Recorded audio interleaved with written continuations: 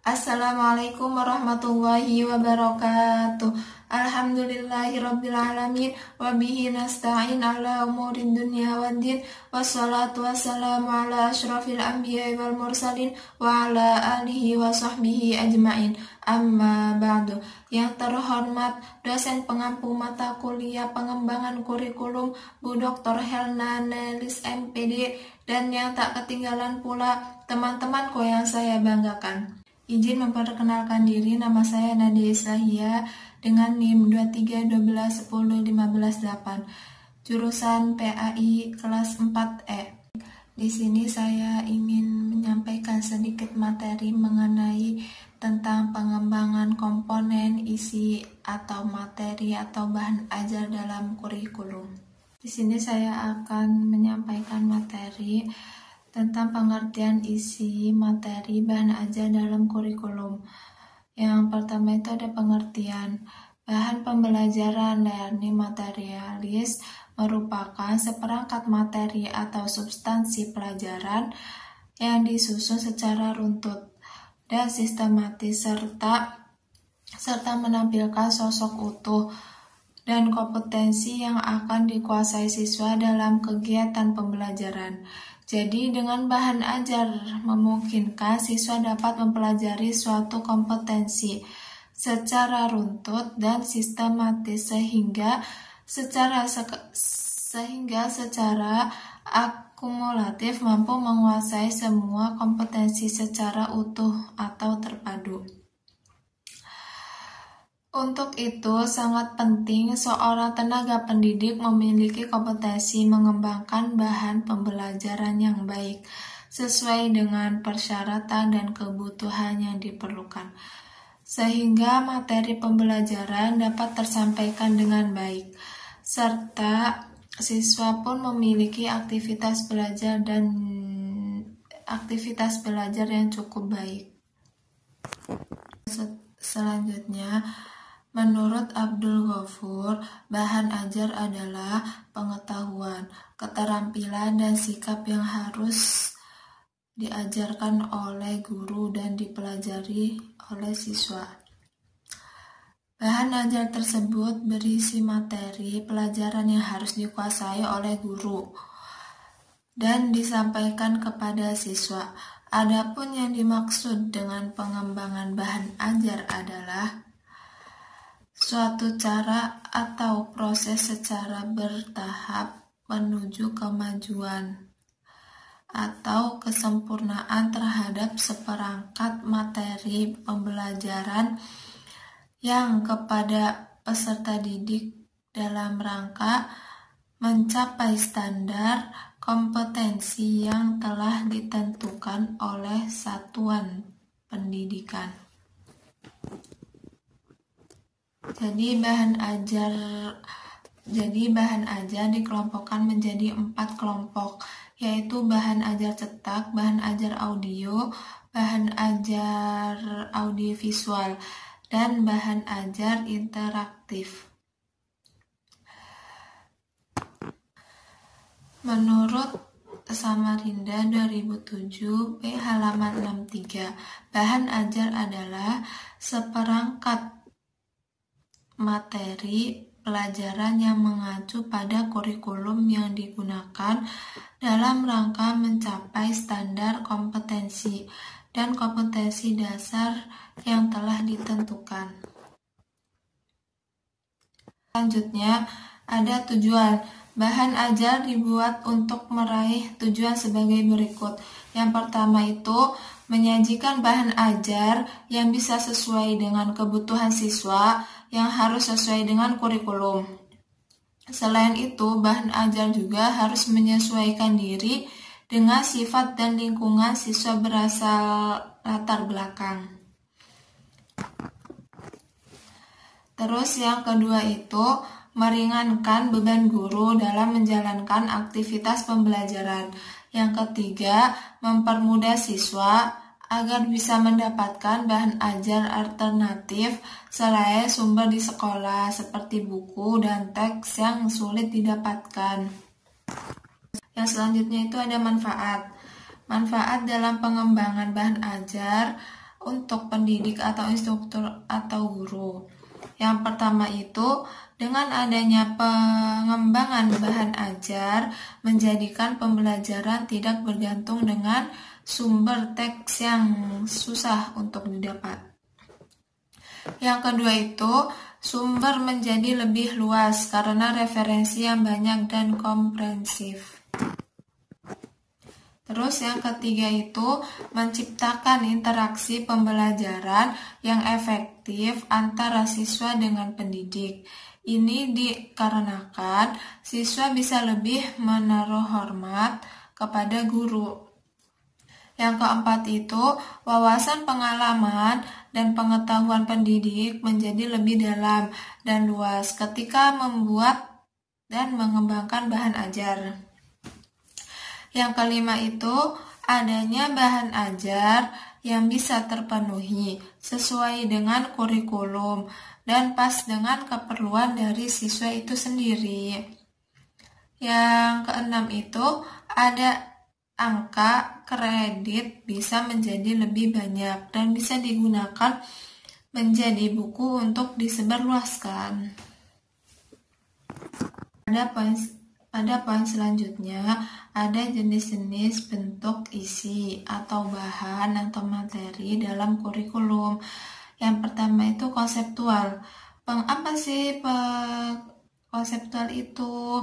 Jadi pengertian materi konseptual itu materi yang berhubungan dengan konsep atau ide yang mengandung pengetahuan yang bersifat abstrak, teori, prinsip, dan pandangan. Apa sih contohnya? Contohnya itu dalam jurusan pendidikan agama Islam itu contohnya konsep tauhid. Pengertian tauhid sebagai pokok ajaran Islam yang mengajarkan tentang keesaan Tuhan dalam segala aspek kehidupan. Selanjutnya yaitu ada faktual.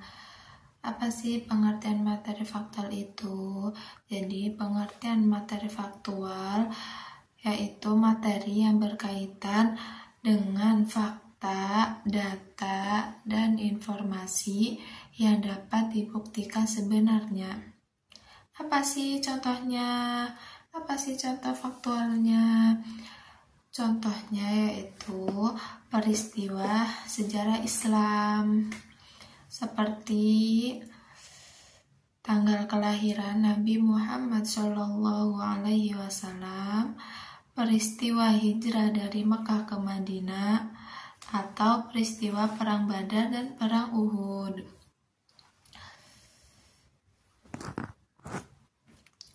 Dan yang selanjutnya ada prosedural. Apa sih pengertian prosedural itu? Jadi pengertian materi prosedural yaitu materi yang berkaitan dengan langkah-langkah atau prosedur untuk melakukan sesuatu aktivitas atau pekerjaan. Apa sih contohnya materi prosedural itu? Contohnya yaitu prosedural sholat. Jadi langkah-langkah dalam melaksanakan sholat seperti takbiratul ihram, ruku, sujud, dan tasyahud, dan salam.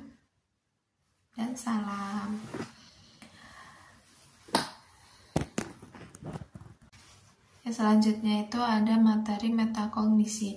Apa sih materi metakognisi itu?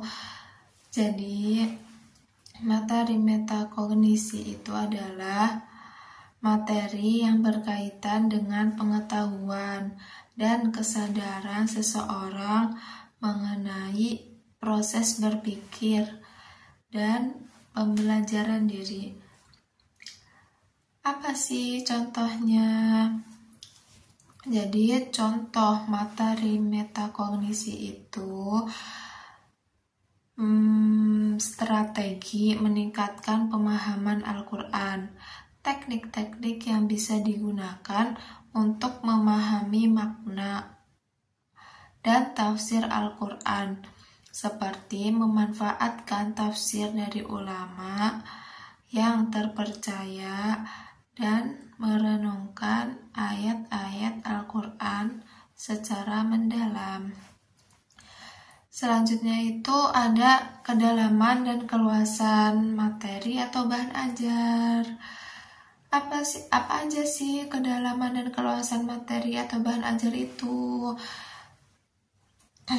Kedalaman materinya itu ada merujuk pada seberapa mendalam suatu topik atau materi dibahas untuk memberikan pemahaman yang komprehensif. Terus apa sih keluasan materinya? Keluasan materinya itu mengacu pada seberapa luas atau banyaknya materi yang harus dipelajari untuk mencapai tujuan pembelajaran. Oke, selanjutnya yaitu ada pendekatan dalam mengurutkan materi atau bahan ajar ya. Jadi pendekatan dalam mengurutkan materi atau bahan ajar itu yang pertama pendekatan logis. Urutan materi disusun secara sistematis dan logis mulai dari konsep dasar hingga konsep yang lebih kompleks. Yang kedua itu pendekatan perkembangan. Urutan materi disusun berdasarkan tahapan perkembangan peserta didik, mengingat kemampuan mereka di setiap tahap. Terus yang ketiga itu ada pendekatan tematik. Mengurutkan materi berdasarkan tema atau isu tertentu yang relevan dengan kehidupan peserta didik. Terus yang keempat ada pendekatan kronologis. Untuk mencapai tujuan pembelajaran diperlakukan materi pembelajaran. Materi pembelajaran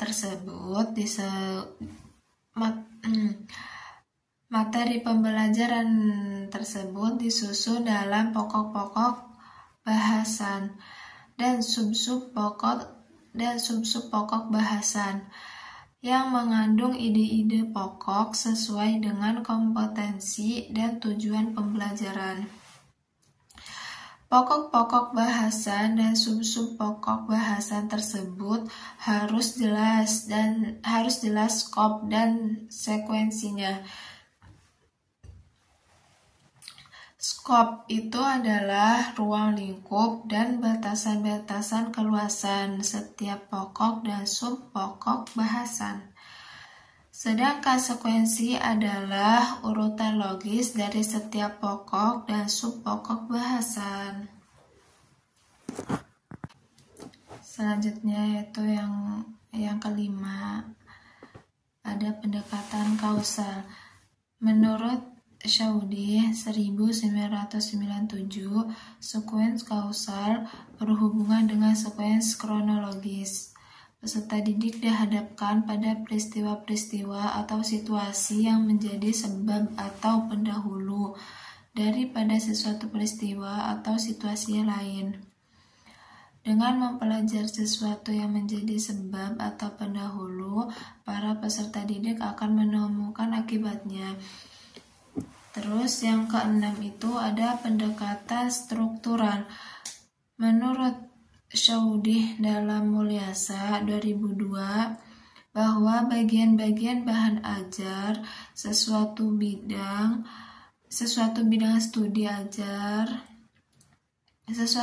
studi telah mempunyai struktural tertentu. Penyusunan sekuens bahan ajar bidang studi tersebut perlu disesuaikan dengan strukturnya. Terus yang ketujuh ada pendekatan hierarkis. Pendekatan ini dikembangkan oleh Robert Gagne 1965 dengan prosedur sebagai berikut. Tujuan-tujuan khusus pembelajaran dianalisis. Kemudian dicari suatu hierarki urutan bahan ajar untuk mencapai tujuan-tujuan tersebut. Hierarki tersebut menggambarkan urutan kemampuan bawahan apa yang mula-mula harus dikuasai oleh siswa berturut-turut sampai pada kemampuan bawahan terakhir. Baik, selanjutnya ada langkah-langkah menentukan materi pembelajaran. Sebelum melaksanakan pemilihan bahan ajar, terlebih dahulu perlu diketahui kriteria pemilihan bahan ajar. Kriteria pokok pemilihan bahan ajar atau materi pembelajaran adalah standar kompetensi dan kompetensi dasar. Hal ini berarti bahwa materi pembelajaran yang dipilih untuk diajarkan guru di satu pihak dan harus dipelajari siswa di lain pihak.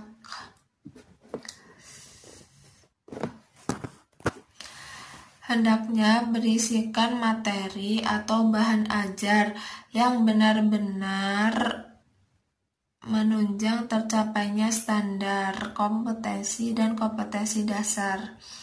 Gofur 1986.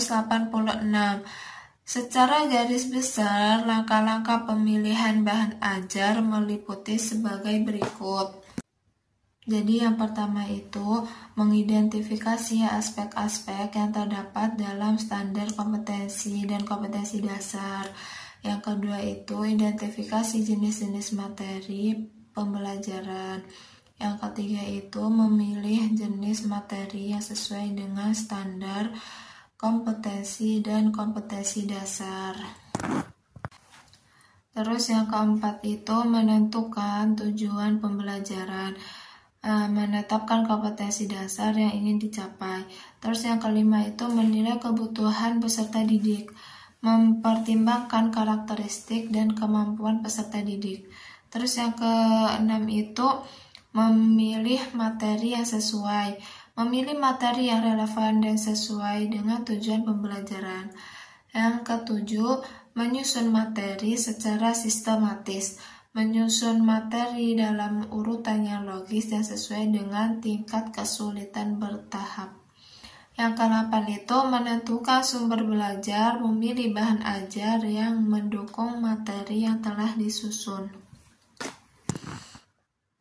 Jadi kesimpulannya itu bahan pembelajaran learning materials merupakan seperangkat materi atau substansi pelajaran yang disusun secara runtut dan sistematis serta menampilkan sosok utuh dari kompetensi yang akan dikuasai siswa dalam kegiatan pembelajaran. Dan bahan ajar memungkinkan siswa dapat mempelajari suatu kompetensi secara runtut dan sistematis sehingga secara akumulatif mampu menguasai semua kompetensi secara utuh atau terpadu. Terima kasih, kurang lebihnya mohon maaf. Billahi taufiq wal hidayah. Wassalamualaikum warahmatullahi wabarakatuh.